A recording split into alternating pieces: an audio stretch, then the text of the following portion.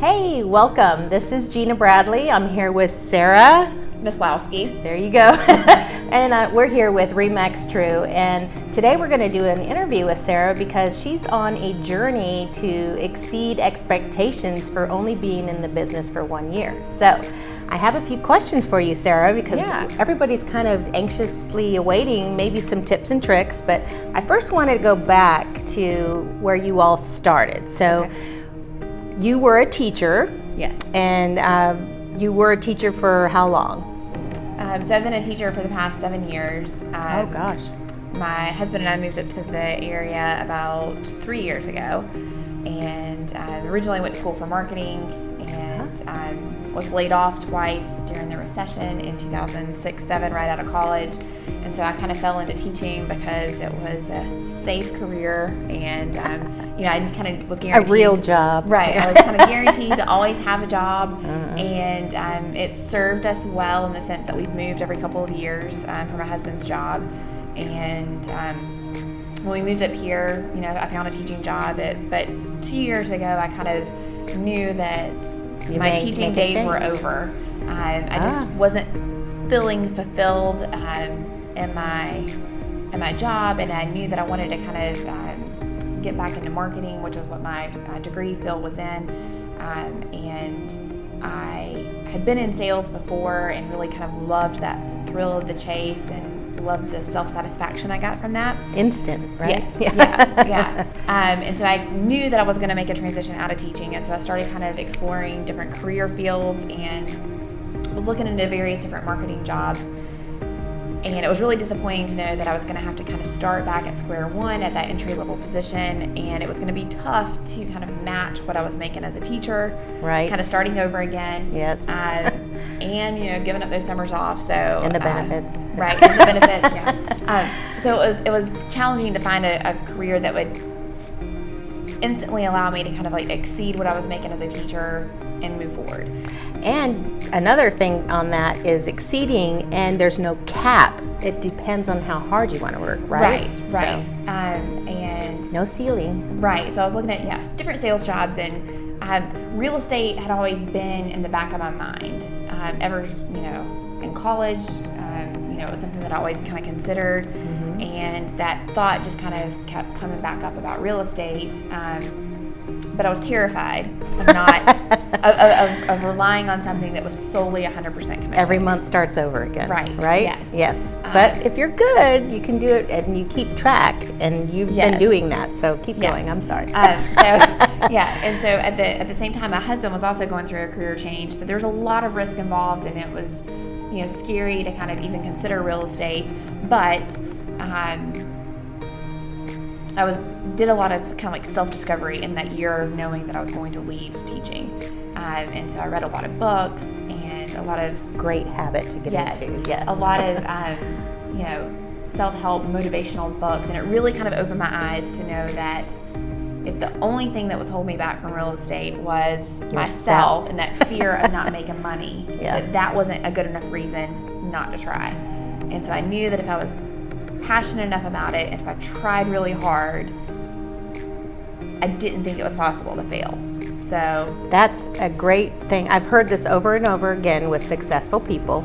They decide on something. One day they say, I decided that I'm going to move forward in something. And that's what every successful person has said before. And so I think that you're on the path to success for sure. And you're already exceeding. Many people have been in the business for a year in resale. Right. So we're talking quitting your job, not knowing which path of marketing, which is real estate is pretty much marketing. Right. I mean, we're marketing ourselves, marketing the homes, marketing. And it has to be done with video and online, and right now social media is so big. Right. And you have done it, and I'm excited that you made that decision, and knowing there's no going back, because you already decided you're not going to be doing that anymore, you're going forward. Yeah.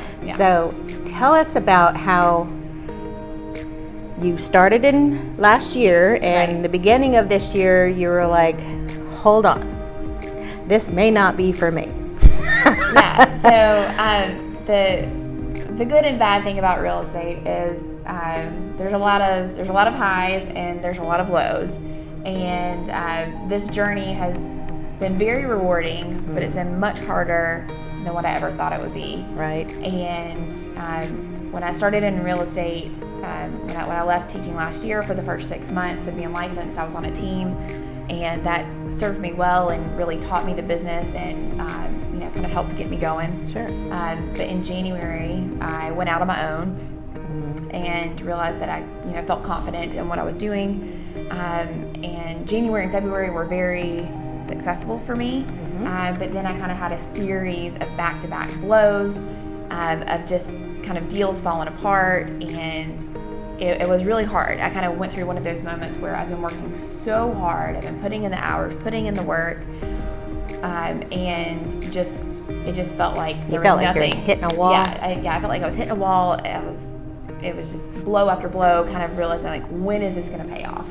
And so, the good thing on that though is it always has an end, because they're all not going to be that way. Right. So some things are going to be really easy. Yeah. I'm sure you found that out. Right. And it's like, okay, that was easy. So now I'm going to start working on getting past those harder ones, because there's one every maybe 10 that are just like slam dunk, super easy. Right. Got that one. I don't know how I got that listing, but right. it's sold in 2 days. Yeah. So those are fast, but some of them are a little harder. Yeah. And then you fall apart at the last minute. For the people, it's awful too. Yeah. So and then you're feeling their pain too. Right.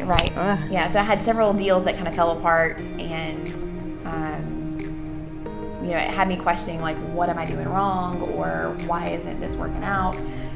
And so I requested to have a meeting with Tamra. I just needed someone to vent to that had been in the industry for a lot longer than I had. That's our broker, Tamra Wade, and she is available she's always saying how open her door is, and she's available, and she will talk late at night, early in the morning. She's a very busy lady, but she will make time. So I'm so glad you got in there and talked with her, and it helped you make a little jump start.